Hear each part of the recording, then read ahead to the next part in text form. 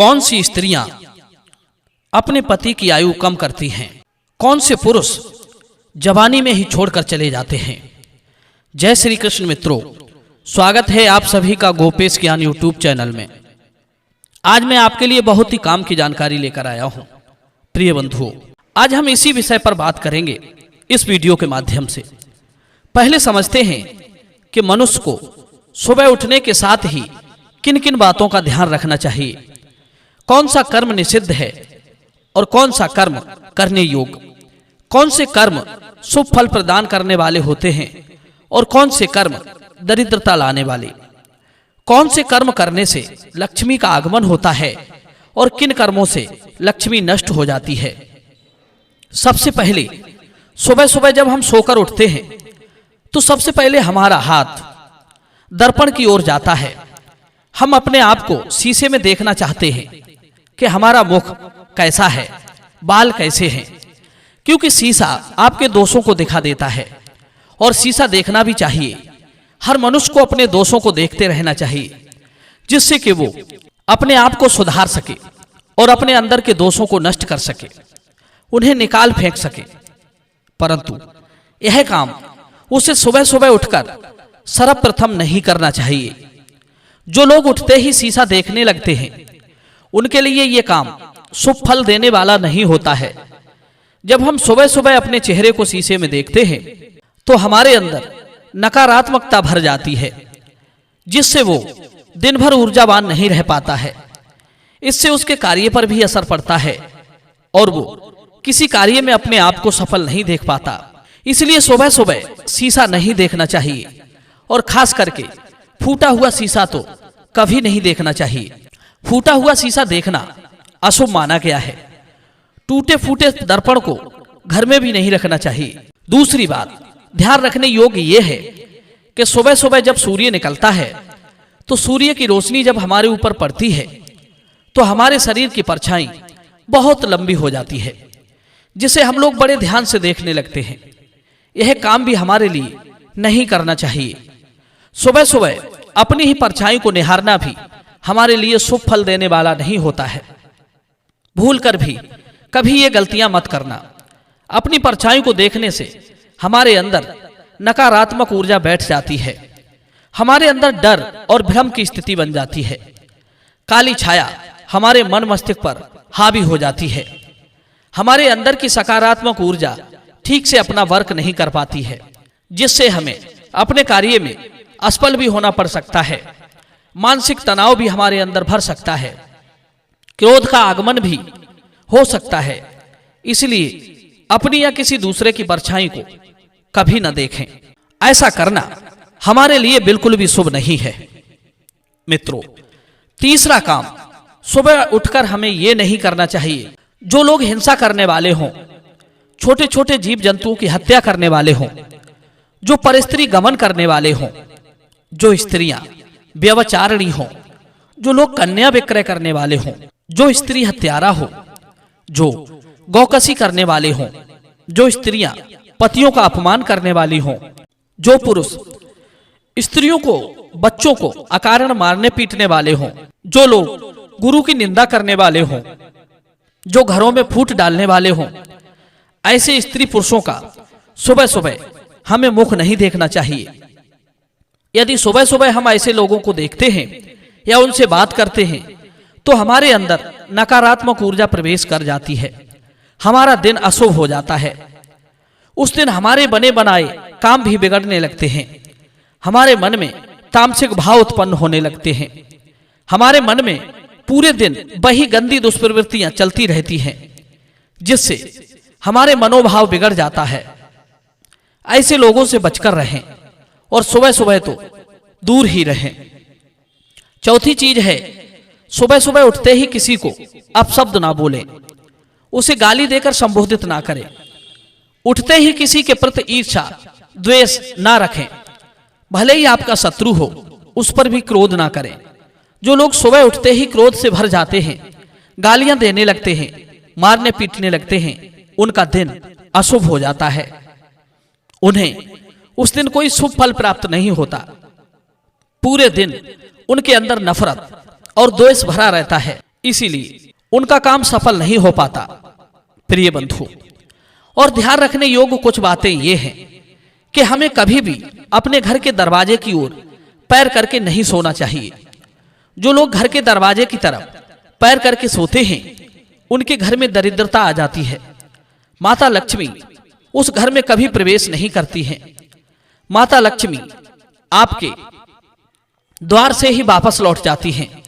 इसलिए हमें अपने घर के दरवाजे की तरफ पैर करके कभी नहीं सोना चाहिए। दूसरी ध्यान रखने योग्य बात यह है कि हमें कभी भी दक्षिण दिशा की ओर पैर करके नहीं सोना चाहिए, क्योंकि कहते हैं दक्षिण दिशा में यमराज का घर है। हमारे धर्म ग्रंथों में बताया गया है कि पृथ्वी से 99,000 योजन दूर दक्षिण दिशा में नरकलोक है। यदि हम दक्षिण की ओर पैर करके सोते हैं तो यमराज का अपमान होता है, जिससे यमराज नाराज हो जाते हैं और हमारे घर में रोग शोक महामारी फैलने के अवसर रहते हैं। हमें सदैव पूर्व और पश्चिम की ओर पैर करके ही सोना चाहिए। तीसरी बात ध्यान रखने योग्य यह है कि कभी भी हमें झूठे मुंह नहीं सोना चाहिए। कई बार बहुत से लोग कुछ चीजें खाकर बिना कुल्ला किए बिना पानी पिए ही सो जाते हैं। ऐसा करना हमारे लिए बिल्कुल भी शुभ नहीं है। ऐसा करने से हमारे अंदर रोगों की वृद्धि होती है। मित्रों, चौथी बात ध्यान रखने वाली यह है कि हमें सोते समय कभी निर्वस्त्र होकर नहीं सोना चाहिए। बहुत से लोगों की ये आदत होती है कि वे बिना वस्त्रों के ही सो जाते हैं। ऐसा करना भी शुभ नहीं होता। ना तो हमें निर्वस्त्र सोना चाहिए, ना तो हमें निर्वस्त्र खाना चाहिए, और ना तो हमें निर्वस्त्र किसी नदी, तालाब या बहते हुए जल में स्नान करना चाहिए। ऐसा करने से हमें दोष लगता है, जो हमारे लिए दुख, दरिद्रता का सूचक है। हमें भूल कर भी ऐसा नहीं करना चाहिए। मित्रों, अब बात करते हैं कि कौन सी स्त्रियां पति की आयु कम करती हैं और कौन से पुरुष स्त्रियों को जवानी में ही छोड़कर चले जाते हैं। मित्रों, ये बात सुनने में थोड़ी आसान लग रही होगी, पर वास्तव में बड़ी कष्टकारी है। इसके लिए मैं आपको एक छोटी सी कथा सुनाता हूं। ब्रह्मवैवर्त पुराण में बताया गया है कि दक्ष प्रजापति ने एक बार अपनी 27 बेटियां चंद्रमा को ब्याह दी थी, परंतु चंद्रमा उनके साथ भेदभाव करता था। वो उनमें से अपनी एक पत्नी रोहिणी से बहुत प्रेम करता था, क्योंकि रोहिणी उनमें से सबसे ज्यादा सुंदर थी। अपने पति से वो सम्मान न मिल पाने के कारण बाकी की 26 पत्नियां अपने पिता के पास आकर चंद्रमा की शिकायत करने लगी। चंद्रमा का ऐसा व्यवहार देखकर दक्ष प्रजापति ने अपने ही दामाद को क्षय रोगी होने का श्राप दे दिया।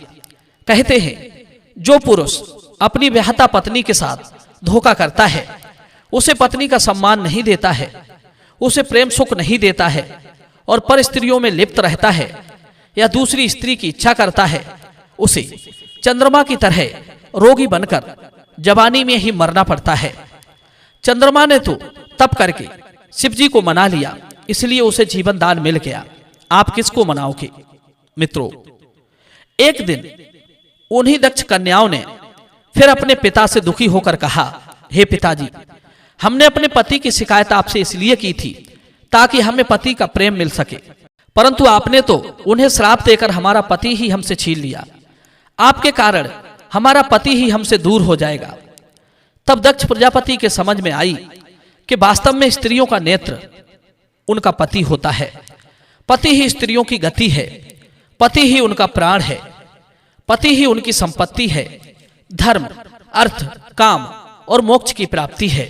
जो नारी पति से विमुख है, उनका सारा कर्म व्यर्थ है। चाहे वो किसी भी तीर्थ में स्नान करे, चाहे वो किसी भी यज्ञ में दक्षिणा दे। कहते हैं, संपूर्ण दान, पुण्य, व्रत, नियम, देवार्चन, उपवास और तप, ये सब पति के चरणों की सेवा के पुण्य के 16वीं कला के बराबर नहीं है। स्त्रियों को सभी बंधु बांधवों में अपना पुत्र ही प्रिय होता है। जानते हो क्यों? क्योंकि वो उसके स्वामी का अंश होता है। पति 100 पुत्रों से बढ़कर है। यदि वो वास्तविक पति धर्म का पालन करता है तो। प्रिय बंधु, जो स्त्रियां नीच कुलों में उत्पन्न हुई हैं, नीच कुलों का मतलब है बुरे और दुष्ट परिवारों से, वे सदा अपने स्वामी से द्वेष करती हैं। जिसका चित्त चंचल है वही स्त्रियां सदा परपुरुषों में आसक्त रहती हैं। कहते हैं पति चाहे वृद्ध हो, रोगी हो, निर्धन हो, गुणहीन हो, साध्वी स्त्रियों को उसे त्यागना नहीं चाहिए। यही स्त्री का पत्नी धर्म है। शर्म और लज्जा नारी का आभूषण है। जब कोई महिला इनका त्याग कर देती है तो उसे अपयश का सामना करना पड़ता है। मदिरापान करने वाली महिलाएं समाज में अपनी इज्जत खो देती हैं। दुष्ट पुरुषों के साथ रहने से उनका चरित्र तो दूषित होता ही है, परिवार की अन्य महिलाओं को भी समाज में बुरी नजरों से देखा जाता है। पति के साथ न रहने वाली महिलाओं की वजह से ही उनके बच्चों का भविष्य अंधकार में डूब जाता है। बेवजह इधर उधर घूमने वाली महिलाओं की वजह से चरित्र में दोष आ जाता है। विवाहित महिला यदि ऐसा करे तो वो अपने ससुराल और मायके की इज्जत को धूमिल करती है। देर तक सोने वाली महिलाएं अपने शरीर का नाश तो करती ही हैं, पारिवारिक दायित्वों को ठीक से नहीं निभाती हैं, जिसकी वजह से उनके घर में कलेश और अशांति बनी रहती है, जिसके कारण उनके पति की आयु क्षीण होती रहती है। प्रिय बंधु, यदि ये जानकारी आपको सही लगी हो तो वीडियो को लाइक करना, चैनल को सब्सक्राइब करना। मिलते हैं अगली वीडियो में नई ज्ञान चर्चा के साथ। आप सभी का बहुत बहुत धन्यवाद।